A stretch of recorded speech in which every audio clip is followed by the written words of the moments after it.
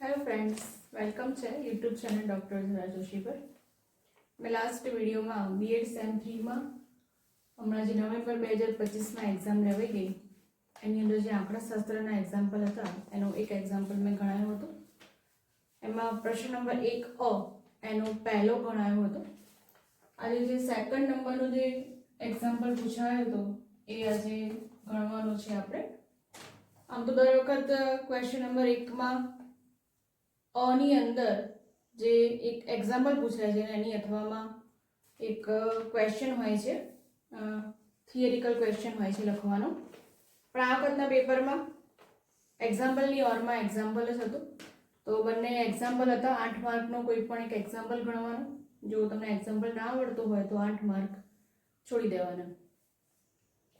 તો એની રકમ છે કે નીચે આપેલા 125 અવલોકનનો મધ્યક 22.12 છે તો ખૂટતી આવૃત્તિ શોધો. અગાઉ મારી ચેનલમાં મેં મધ્યકના ઘણા બધા એક્ઝામ્પલ ગણાયા છે. આગળના જે પેપર્સ હતા એના પણ એક્ઝામ્પલ જે મધ્યકના પૂછાયા હતા એ પણ મેં ગણાયેલા છે.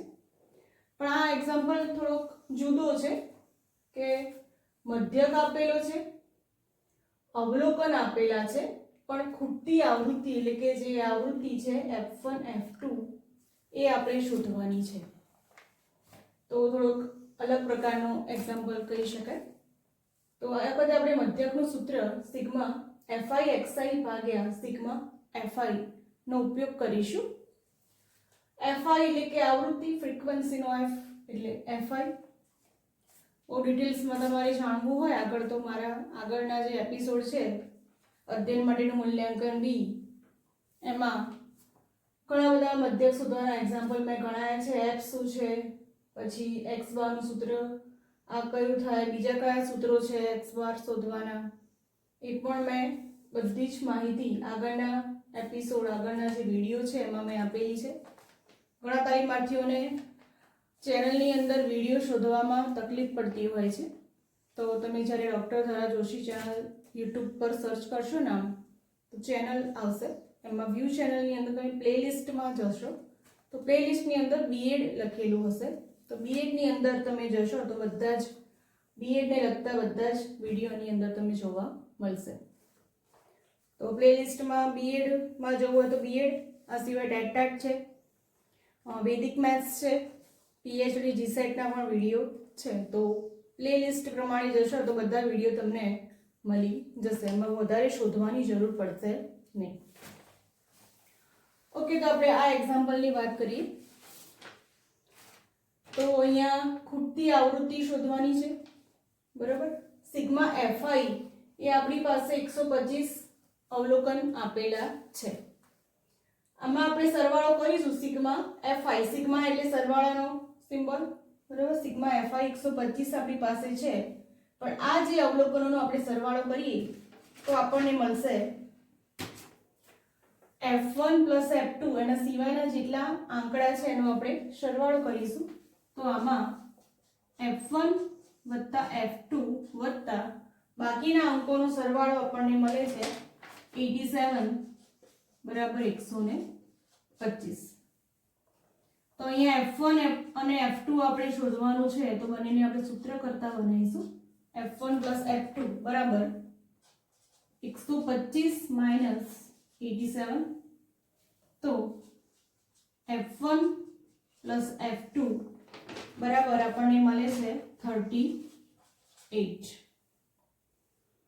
હવે આપણે આ જે F1 plus F2 શોધ્યું છે આગળના જે દાખલો ગણીશું આપણે એમાં આપણે ઉપયોગમાં લેવાનું છે. તો પહેલા તો આપણે સૂત્રનો ખ્યાલ હોવો જોઈએ કે સૂત્રમાં આનું કયા કયા વેલ્યુ આપણે શોધવાની છે. તમે જોઈ શકો છો FI અને XI એનો સિગ્મા એટલે એનો સરવાળો આપણે અહીંયા લખવાનો છે. સિગ્મા FI આપણી પાસે છે જ.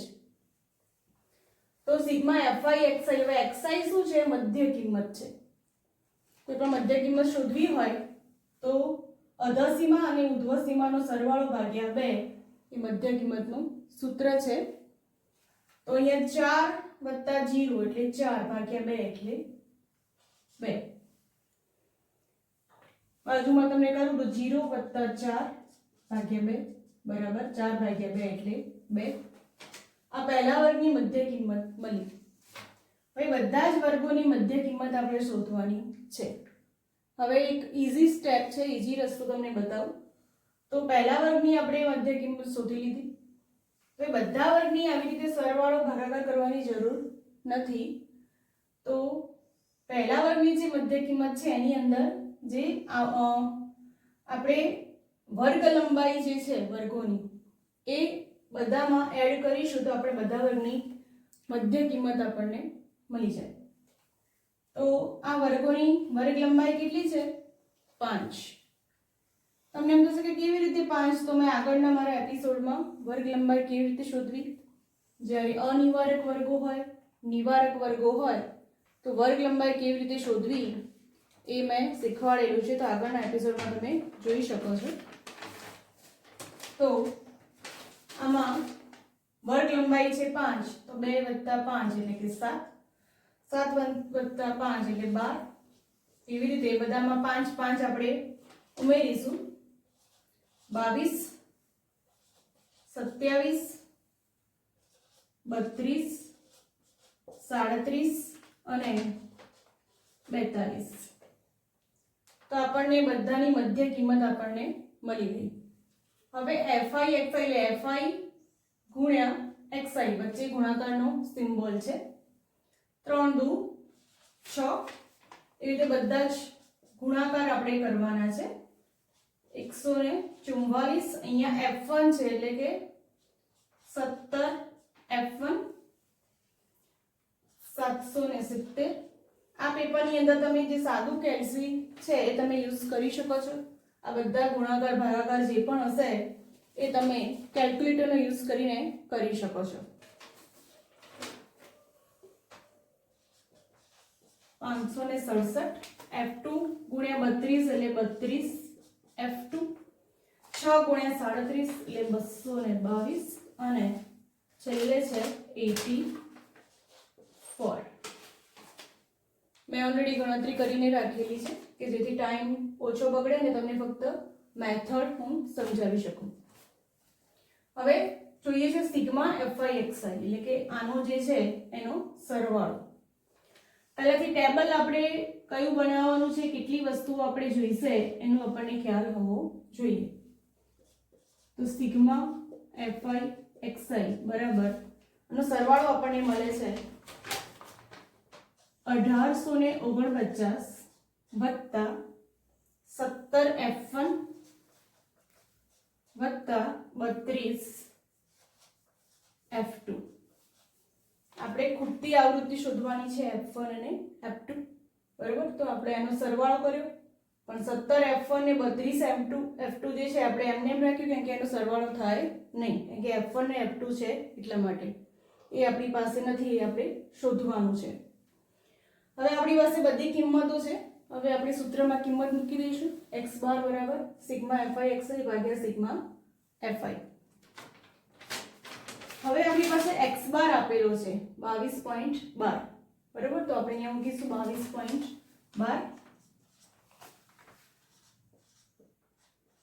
બરાબર સિગ્મા fi xi આપણે શોધ્યો છે 1849 વત્તા 17 f1 વત્તા 32 f2 ભાગ્યા સિગ્મા fi. તો સિગ્મા fi પણ આપણી પાસે છે. કેટલો આપેલો સિગ્મા fi? 125 આપણને આપેલો છે. હવે આપણે આનું સાદું રૂપ આપવાનું છે, ગુણાકાર ભાગાકાર સરવાળો કરવાનો છે. તો આ જે નીચે છેદમાં છે અહીંયા આ બાજુ ક્યાં જશે? સરવાળામાં જશે. તો 22.12 ગુણ્યા 12.5 બરાબર 1849 વત્તા 17 f1 વત્તા 32 f2. 22.12 ગુણ્યા 12.5 નો ગુણાકાર થાય છે 2765 બરાબર 1849 વત્તા 17 f1 વત્તા 32 f2. 1849 બરાબરની આ સાઈડ આવશે એટલે જે પ્લસ છે માઇનસ થશે એટલે અહીંયા બાદબાકીમાં આવશે 2765 માઇનસ 1849 બરાબર 17F1 પ્લસ 32F2. આની બાદબાકી આપણને મળશે 916 બરાબર 17F1 અને 32F2. હવે તમે અહીંયા જુઓ છો કે F1 પ્લસ F2 બરાબર 38 છે. આનો આપણે યુઝ કરવાનો મેં આગળ કહ્યું હતું કે આપણે આનો યુઝ કરીશું. તો આમાં તમે ગમે તે જગ્યાએ F1 અથવા F2 ની કિંમત મૂકી શકો છો. આપણે F2 બરાબર લઈશું અહીંયા. F2 બરાબર શું મળશે અહીંયા? F1 આ બાજુ જાય એટલે 38 માઈનસ F1. તો આ જે F2 છે આપણે આમાં મૂકીશું. તો 17F1 વત્તા 32F2 છે 38 માઈનસ F1.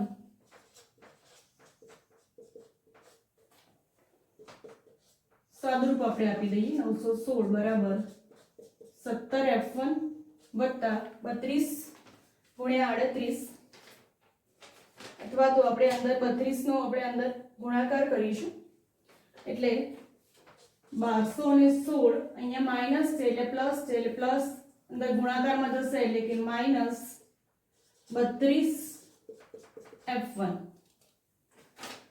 હવે જે આ 1216 છે આપણે આ બાજુ લઈશું કાં તો પછી બરાબરમાં માઈનસ અને પ્લસ ચિહ્નોની તમારે ધ્યાન રાખવાની ઇઝ ઇક્વલ ટુ 916 માઈનસ 1216 બરાબર 17F1 માઈનસ 32F1. હવે જો જે મોટું હોય આંકડો એની નિશાની બાદબાકીમાં આવે. જે બાદબાકી કરી એની જે મોટો આંકડો હોય એની નિશાની આવશે. તો આપણને મળે છે માઈનસ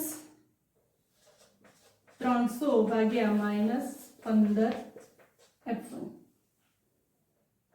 ઇઝ ઇક્વલ ટુ બંને બાજુ બરાબરની બંને બાજુ માઈનસ છે એટલે પ્લસ થઈ જશે. તો F1 ને આપણે જ્યારે સૂત્ર કરતા બનાવીશું તો 300 ભાગ્યા 15. તો F1 બરાબર આપણને મળશે 20. હવે આ જે F1 ની કિંમત છે આપણે આમાં મૂકીશું કારણ કે આપણે F2 પણ શોધવાનો છે. તો F2 બરાબર શું છે? F2 બરાબર છે 38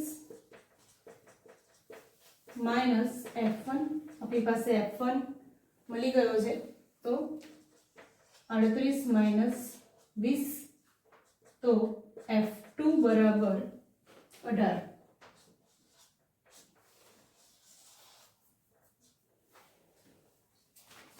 તો તમે જોઈ શકો છો કે સાદી ગુણાકાર ભાગાકાર સાદી જે ગણતરી જ છે. પહેલા અહીંયા આપણે F1 F2 શોધ્યો બરાબર. F1 + F2 બરાબર આપણને આ મળ્યું. હવે આ સૂત્ર હતું તો મધ્ય કિંમત શોધવાની હતી.